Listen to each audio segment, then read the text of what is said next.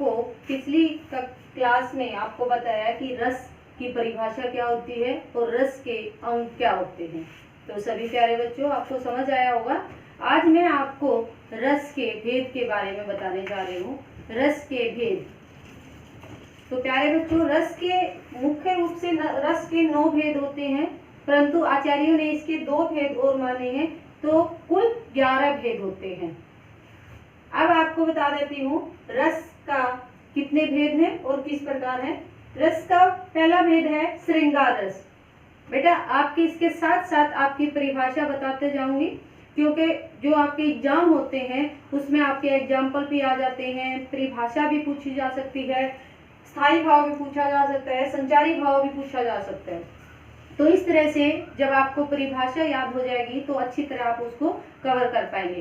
तो श्रृंगार रस किसे कहते हैं? सबसे पहले आपका है, तो श्रृंगार रस क्या होता है? जब नायक नायिका के मन में एक दूसरे के प्रति प्रेम उत्पन्न होकर विभाव, अनुभाव तथा संचारी भावों के मेल से स्थायी भाव रति उत्पन्न होता है। स्थायी भाव क्या होता है? रति जागृत होता है, रति प्रेम जागृत होता है। तो मैंने अंग आपको बताया था विभाव, अनुभाव था, संचारी भाव, और लास्ट में आपका क्या था? स्थायी भाव। कि स्थायी भाव उसके हृदय में जो विद्यमान रहते हैं वो क्या होते हैं? स्थायी भाव। स्थायी भाव रति जागृत होता है तो श्रृंगार रस कहलाता है। अब आपके श्रृंगार रस का स्थायी भाव क्या है? रति। रति आपका स्थायी भाव है, और इसका संचारी भाव है हर्ष, स्मृति, मोह। ये आपके संचारी भाव हैं।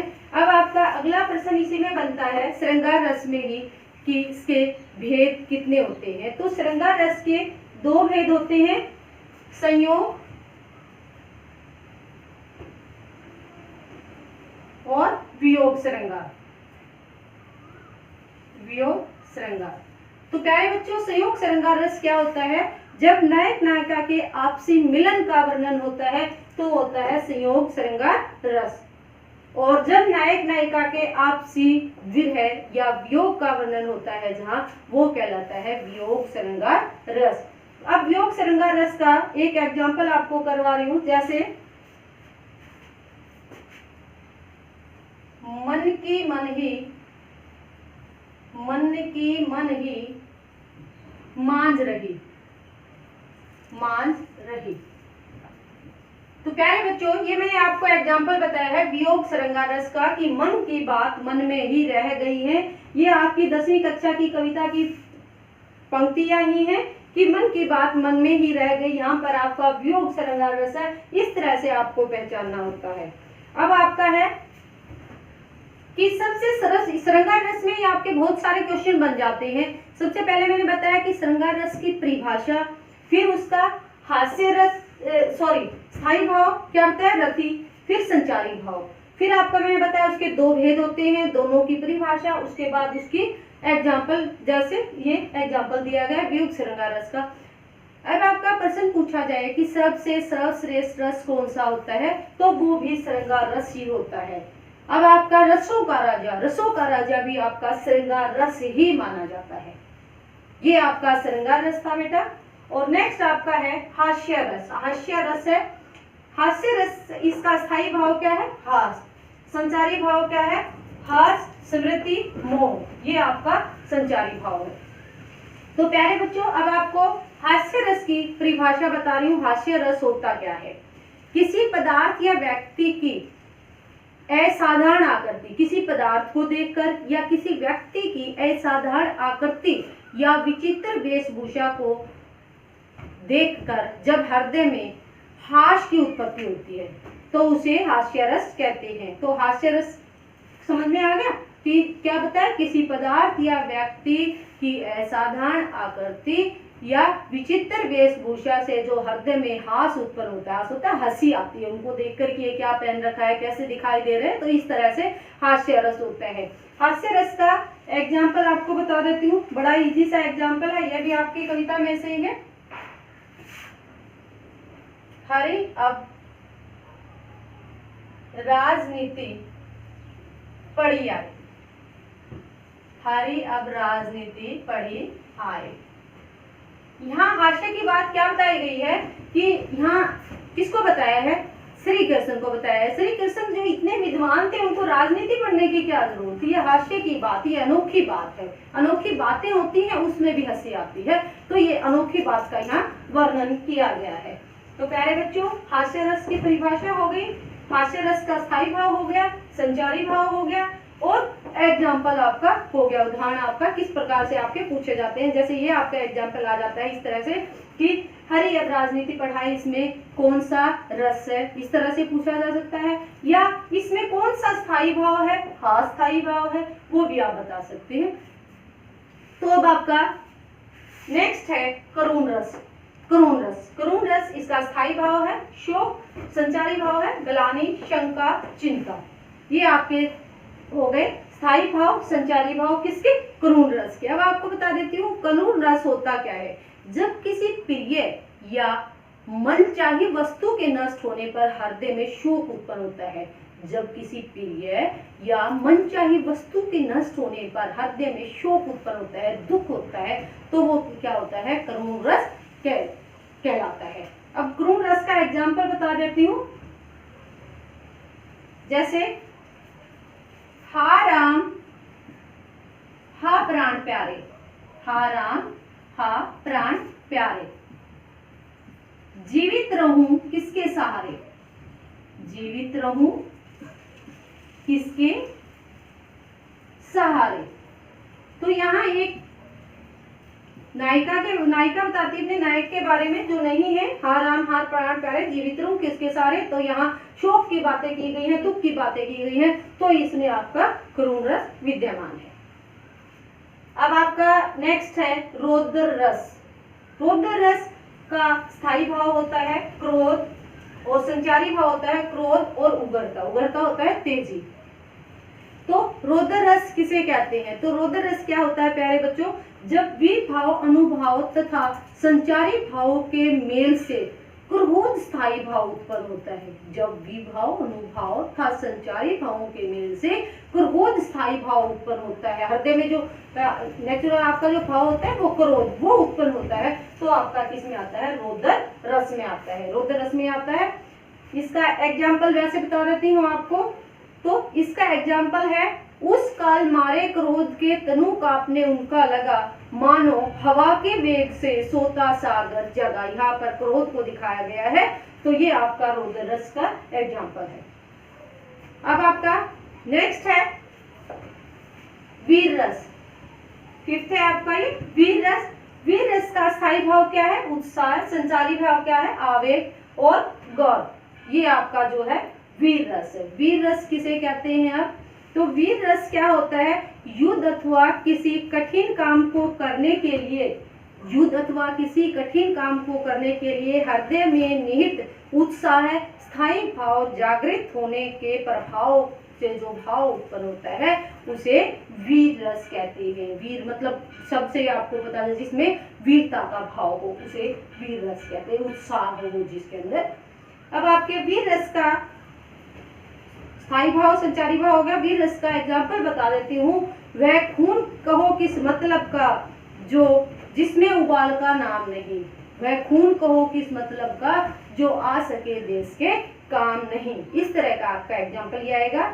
या फिर एक और भी कर सकते हो आप, वीर तुम बढ़े चलो, धीर तुम बढ़े चलो, सामने पहाड़ हो, सिंह की धार हो। ये भी आपका हो सकता है। तो प्यारे बच्चों, ये आपके फिफ्थ तक कंप्लीट हो चुके हैं। अब सिक्स आपका है भयानक रस। भयानक रस किसे कहते हैं? तो भयानक रस क्या होता है? भय उत्पन्न करने वाली बातें सुनने। भय उत्पन्न, जब किसी डर वाली बातें सुनते हैं या किसी व्यक्ति को देखते हैं, सुनने या उसकी कल्पना मात्र से हृदय में भय उत्पन्न हो जाता है, तो उसे भयानक रस कहते हैं। भयानक का स्थायी भाव क्या था? भय। अब आपका संचारी भाव ग्लानि, शंका, चिंता। ये आपके भयानक रस है। और भयानक रस का एग्जाम्पल आपको बता देती हूँ, छोटा है। विकल रूप धरी लंक जरावा। विकल रूप, विकल रूप धरी लंक जरावा। जब हनुमान जी ने लंका में अपना विकट रूप धारण किया था तो सभी उससे डर गए थे, भयभीत हो गए थे। उस समय का ये वर्णन किया गया है, विकट रूप धरी लंके जरावा। ये आपका एग्जाम्पल है। नेक्स्ट आपका है विभत्स रस। तो विभत्स रस क्या होता है? विभत्स रस, विभत्स रस का स्थायी भाव क्या है? दो होते हैं, घृणा भी हो सकता है, जुगुप्सा भी हो सकता है। फिर इसका स्थायी भाव ये है, संचारी भाव दृढ़ता और निर्वेद। अब आपका विभत्स रस कहते किसे हैं? तो विभाव तथा संचारी भावों के मेल से, विभाव अनुभाव तथा संचारी भावों के मेल से घृणा स्थायी भाव उत्पन्न होता है। तो प्यारे बच्चे, इसमें क्या होता है, किसी चीज को देखकर जब घृणा आती है तो वो इसके अंदर आता है विभत्स रस में। इसका एग्जाम्पल आपको बता देती हूँ। इसका एग्जाम्पल किस प्रकार है? आंख निकाल उड़ जाते हैं, क्षण भर उड़कर आ जाते। आंख निकाल उड़ जाते हैं, क्षण भर उड़कर आ जाते। शव जीभ खींच कर कोई चुगला चुगला खाते। या जब कोई शव होता है, मुर्दा होता है, कौवे उसमें अपनी चोंच मारते हैं, तो ऐसा उसका वर्णन किया गया है। तो इससे क्या होता है? घृणा होती है। ये आपका किस में आएगा? विभत्स रस में। इस प्रकार के आपके जो एग्जाम्पल होंगे वो आपके विभत्स रस में आएंगे। तो ये आपका विभत्स रस था बेटा। अब आपका आता है अद्भुत रस। अद्भुत रस की स्थायी भाव क्या है? विस्मय है। संचारी भाव क्या है? हर्ष है, स्मृति है। स्मृति होती है याद। और अब आपका जो है अद्भुत रस कहते किसे हैं? किसी असाधारण आश्चर्यजनक वस्तु, किसी असाधारण जो साधारण नहीं है, आश्चर्यजनक जिस वस्तु जिसके देखकर हैरानी होती है, दृश्य या घटनाओं को देखने या सुनने मात्र से जब आश्चर्य उत्पन्न होता है, हृदय में आश्चर्य हैरानी होती है, तो वो आपका किसमें आता है? अद्भुत रस में। इसका एग्जाम्पल बता देती हूँ। राग है कि, रूप है कि, रस है कि, जस है कि, त्राण है कि, तन है कि, मन है कि, प्राण है कि, प्यारी है। Repeat again. राग है कि, रूप है कि, रस है कि, यश है कि, तन है कि, मन है कि, प्राण है कि, प्यारी है। ये आपका इसका एग्जाम्पल है। इस तरह से आपके एग्जाम्पल आते हैं और उसमें रस पूछा जाता है। तो प्यारे बच्चों, अब आपका नेक्स्ट है शांत रस। शांत, जैसे शब्द से ही आपको पता चलता है, जैसे शांति मिलती है, इस प्रकार की। तो शांति किस में मिलती है वो आपको एक बार इसके स्थायी भाव बता देती हूँ। स्थायी भाव है निर्वेद और वैराग्य, दो है स्थायी भाव इसमें। इसके संचारी भाव है हर्ष, प्रसन्नता और विस्मय। अब आपका जो है शांत रस कहते किसे हैं? सांसारिक वस्तुओं से विरक्ति और सात्विकता का वर्णन शांत रस कहलाता है। जो संसार की वस्तुएं हैं उससे उनकी ओर ज्यादा आकर्षित नहीं होते, शांत रहते हैं, सात्विकता होती है, तो उसका वर्णन शांत रस कहलाता है। जैसे आपकी कविता में लाइनें दी गई हैं। एक में, अभी समय भी नहीं है, थकी सोई है मेरी मौन व्यथा। अपनी पीड़ा के बारे में बताते हैं यहाँ पर कवि। अभी समय भी नहीं है, थकी सोई है मेरी मौन व्यथा, पीड़ा के बारे में कि पीड़ा है फिर भी वो सो रही है, शांत है। ये आपका किसमें आएगा? शांत रस में। ये एग्जाम्पल आपका आएगा। तो प्यारे बच्चों, ये तो आपके 9 जो मुख्य भेद होते हैं वो थे यहाँ तक। अब आपके 2 अन्य भेदों को और आचार्यों जी ने माना है, आचार्य जी ने माना है। अब उसमें है, पहला आपका है वात्सल्य रस। वात्सल्य, वात्सल्य शब्द से ही पता चलता है बच्चे की बातों का वर्णन इसमें किया गया है। तो वात्सल्य रस में क्या होता है? वात्सल्य रस का संबंध छोटे बालक बालिकाओं के प्रति, छोटे जो बच्चे होते हैं उनके प्रति माता पिता अथवा सगे संबंधियों का प्रेम एवं ममता के भाव से है। जो माता पिता या सगे संबंधी जो उनसे प्रेम करते हैं उनके भाव से यहाँ पर बताया गया है। तो वहां पर वात्सल्य रस होता है। जैसे इसका एग्जाम्पल है, मैया मैं तो चंद्र खिलौना ले हो। ये कृष्ण जी के बारे में है। मैया मैं तो चंद्र खिलौना ले हो, खिलौना ले हो। तो यहाँ पर जो है श्री कृष्ण जी यशोदा मैया से चांद रूपी खिलौना लेने की जिद कर रहे हैं। उनके बचपन का वर्णन यहाँ पर किया गया है और उसके माँ के प्रति बेटे के जो है प्रेम को यहाँ पर दर्शाया गया है। ये आपका वात्सल्य रस है। वात्सल्य रस का स्थायी भाव क्या होता है? वत्सल होता है। और इसका संचारी भाव वत्सलता और हर्ष होता है। छोटे बच्चों को देखकर हर्ष प्रसन्नता भी मिलती है। अब आपका लास्ट है भक्ति रस। भक्ति रस किसे, भक्ति सभी शब्द से ही सभी को पता चल गया होगा। भक्ति रस में क्या होता है, भक्ति की भावना आती है।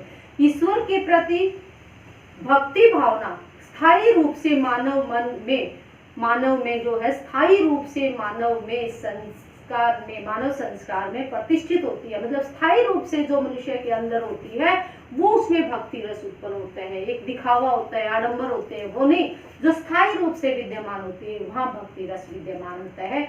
जैसे एक एग्जाम्पल मैं आपको बता देती हूँ, मेरे तो गिरधर गोपाल दूसरों ने कोई, यहाँ पर मीरा के लिए का ये है और इसमें श्री कृष्ण के लिए कहती हैं कि मेरे तो गिरधर गोपाल श्री कृष्ण ही है, दूसरों कोई नहीं है। जाके सिर मोर मुकुट, जिसके सिर पर मोर मुकुट है, मेरो पति सोई, वो मेरे पति के समान है। तो यहाँ पर मीरा जी श्री कृष्ण को अपने पति के समान बताती हैं, क्योंकि वो भक्ति में इतनी लीन थी, श्री कृष्ण को ही अपना सब कुछ मानती थी। तो यहाँ भक्ति की लीनता के बारे में दर्शाया गया है।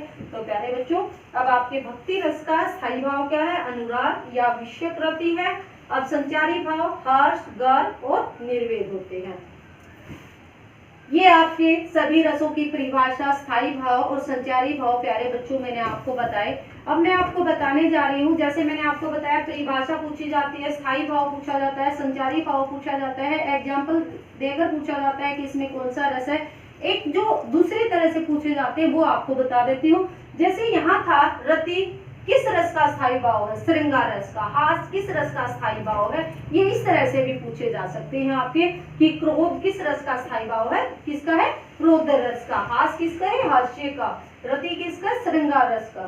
तो ये आपके इस तरह से भी पूछे जाते हैं। या करुण रस का स्थायी भाव क्या है, शोक, इस तरह से भी पूछे जा सकते हैं। तो ये आपको जो है शायद अच्छी तरह समझ आए होंगे प्यारे बच्चों। अब आपको जो है ये आपका टॉपिक यहीं समाप्त होता है। और यदि प्यारे बच्चों आपको समझ आया है और आप चाहते हैं कि आगे भी मैं आपको इसी तरह समझाती रहूं, तो मेरे चैनल को सब्सक्राइब करना न भूलें और मेरी वीडियो को लाइक जरूर करें। धन्यवाद प्यारे बच्चों।